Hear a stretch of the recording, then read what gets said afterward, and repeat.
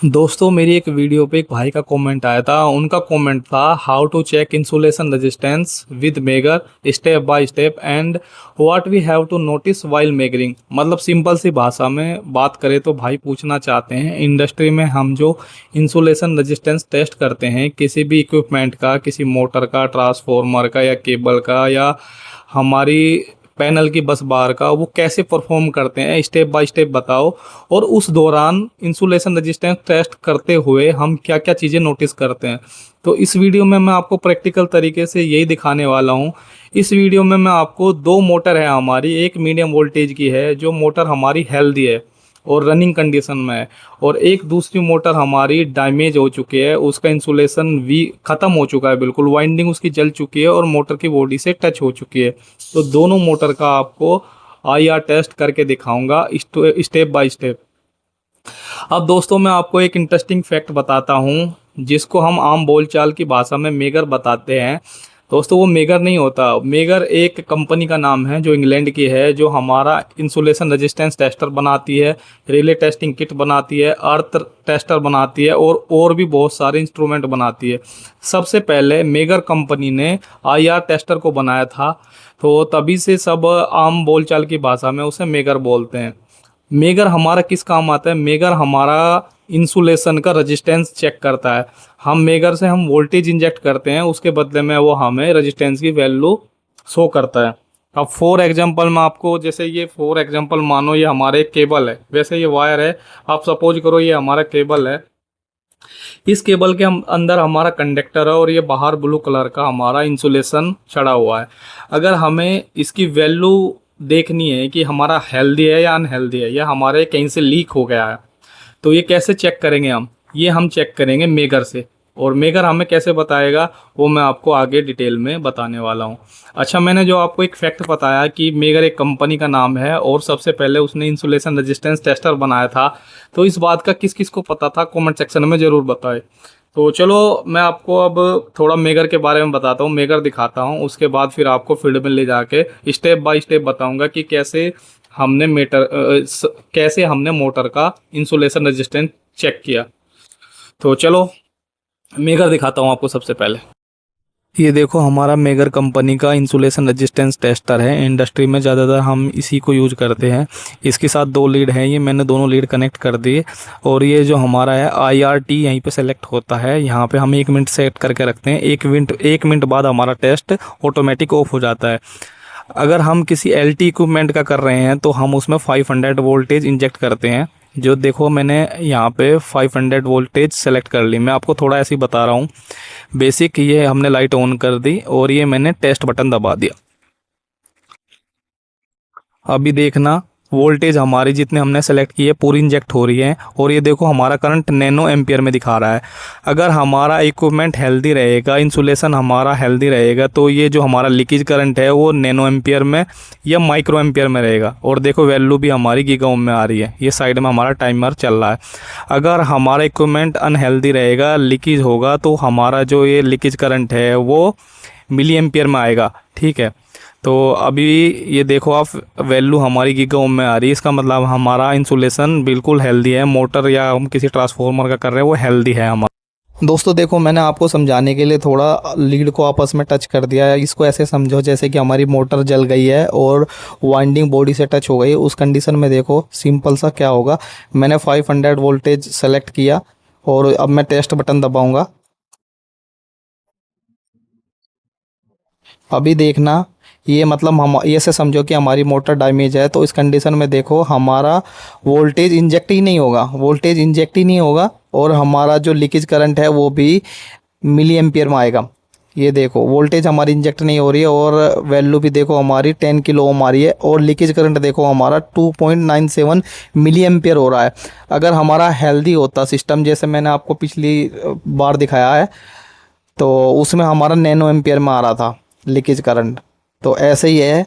तो चलो मैं आपको फील्ड में दिखाता हूँ स्टेप बाय स्टेप कैसे लोटो अप्लाई किया, कैसे VCP को रैकआउट किया। तो वीडियो को लास्ट तक देखते रहना। वीडियो अच्छी लग रही हो तो चैनल को सब्सक्राइब कर देना, वीडियो को लाइक कर देना। चलो आपको मैं फील्ड में ले जाकर दिखाता हूँ स्टेप बाय स्टेप। मैं एक मीडियम वोल्टेज की मोटर है उसका पीएम करूंगा, उसका इंसुलेशन रेजिस्टेंस टेस्ट करूंगा। तो सबसे पहले हम मोटर को आइसोलेट करेंगे। ब्रेकर हमने ऑलरेडी ऑफ कर दिया। ये मीडियम वोल्टेज की सप्लाई है हमारी कंडेंसर वाटर पंप 3 की। सबसे पहले मैं इसको लोकल में करूंगा। ब्रेकर हमारा ऑलरेडी ओपन हो चुका है, हमने स्काडा से इसको ओपन करा दिया। ये हमारा चिल्लर 11 की सप्लाई है। ये ब्रेकर देखो ऑलरेडी क्लोज है। तो सबसे पहले हम ब्रेकर को वीसीबी को रैकआउट करेंगे, उसके बाद उस पर लोड अप्लाई करेंगे। एक बात ध्यान रखना दोस्तों, हम कभी भी किसी भी इक्विपमेंट का जो आईआर टेस्ट करते हैं वो लाइव नहीं करते। हम उसको आइसोलेट करते हैं और डिस्चार्ज करते हैं, तभी हम आईआर टेस्ट परफॉर्म करते हैं। देखो मैंने लोटो अप्लाई कर दिया, ये लॉक लगा दिया। अब मैं इसके ऊपर टैग भी लगाऊंगा। ये मैंने इसके ऊपर टैग लगा दिया। अब मैं जाऊंगा मोटर के पास। दोस्तों अब मैं फील्ड में आऊँगा, कंडेंसर वाटर पंप 3 की मोटर देखूंगा जिसका हमें आईआर टेस्ट करना है, जिसपे मैं अभी वीसीबी को रैकआउट करके लोटो लगा के आया हूँ। तो ये हमारी मोटर है वो कंडेंसर वाटर पंप 3 की, जिसका हम इंसुलेशन रेजिस्टेंस टेस्ट करेंगे। तो ये देखो मोटर हमारी ऑफ है। अभी मैं इमरजेंसी पुश बटन दबाऊंगा सेफ्टी के लिए। मैं प्रॉपर सेफ्टी फॉलो करूंगा क्योंकि दोस्तों इलेक्ट्रिकल फील्ड में सेफ्टी मस्ट है हमारी। अभी इसका कनेक्शन का कवर ओपन करूंगा। ये कवर है, इसको ओपन करूंगा मैं। इसको कवर को ओपन करके आपको दिखाता हूँ। ये मैंने कवर ओपन कर दिया है। अब मैं वोल्टेज डिटेक्टर से वोल्टेज चेक करूंगा कि वोल्टेज अवेलेबल है या नहीं है। दोस्तों मुझे पता है वोल्टेज अवेलेबल नहीं है, लेकिन हम सेफ्टी को बाईपास नहीं कर सकते। प्रॉपर प्रोसीजर हमें फॉलो करना होता है। तो ये मैं टेस्ट करूंगा, हमारा ये वोल्टेज डिटेक्टर सही काम कर रहा है। अभी मैं देखूंगा कि हमारी वोल्टेज अवेलेबल है या नहीं है।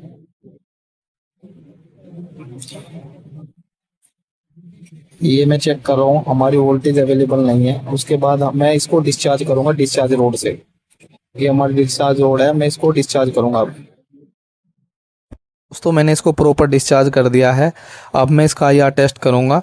आईआर टेस्ट करने के लिए वैसे हमें केबल को ओपन करना चाहिए, लेकिन यहाँ मैं केबल को ओपन नहीं करूंगा क्योंकि हमारी ये जो मोटर है वो हेल्दी है और वैल्यू भी हमारी सही आएगी।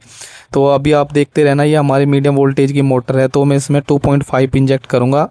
और जो हमने लीड लगा रखी है, एक मोटर की बॉडी से लगा रखी है अर्थिंग पे और एक फेस पे लगा रखी है। ये मोटर हमारी डेल्टा में कनेक्ट है। तो ये देखो हमारी मोटर पूरी हेल्दी है, हमारी वोल्टेज प्रॉपर इंजेक्ट हो रही है और देखो वैल्यू भी हमारी गीगा ओम में आ रही है। और हमारा लीकेज करंट देखो नैनो एम्पियर में है। नैनो एम्पियर में हमारा लीकेज करंट है। इसका मतलब हमारी मोटर पूरी प्रॉपर हेल्दी है।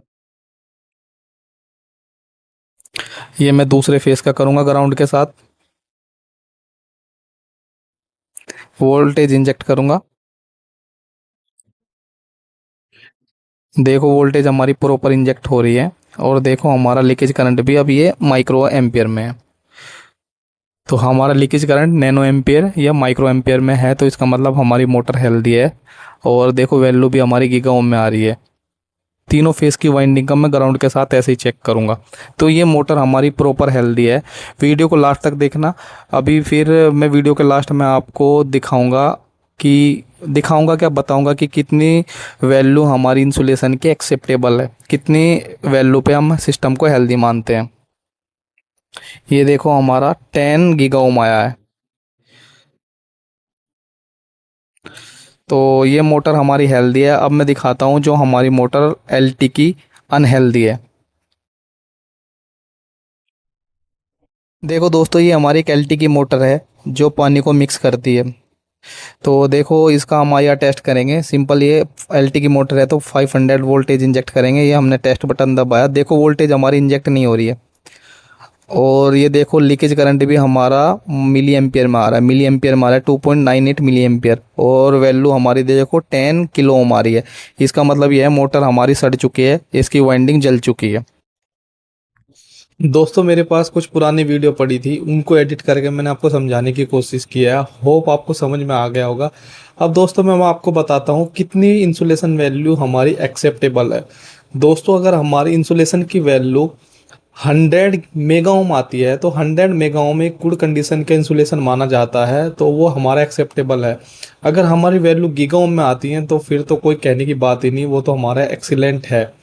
दोस्तों अगर हमारी इंसुलेशन की वैल्यू जैसे मैंने आपको बताया 100 मेगा ओम मिनिमम होनी चाहिए, अगर उससे कम आती है तो हमारा इंसुलेशन फेलियर होने के चांस होते हैं। उस कंडीशन में हमारा इंसुलेशन लीक कर सकता है, हमारा अर्थ फॉल्ट आ सकता है, ओवर करंट आ सकता है। तो यही है। अब मैं आपको थोड़ा सा बताता हूँ। वैसे आपको पता होगा हमारा जो 1 किलो ओम है वो 1,000 ओम के बराबर होता है। हमारा जो 1 मेगा ओम है वो 1,000 किलो ओम के बराबर होता है। और जो हमारा 1 गीगा ओम है वो 1,000 मेगा ओम के बराबर होता है। तो ये मैंने थोड़ा सा वैसे ही अपनी तरफ से बता दिया वीडियो में। अगर वीडियो आपको अच्छी लगी हो तो चैनल को सब्सक्राइब करें, वीडियो को लाइक करें। अगर आपका कोई क्वेश्चन है कॉमेंट सेक्शन में पूछ सकते हैं। Thank you so much.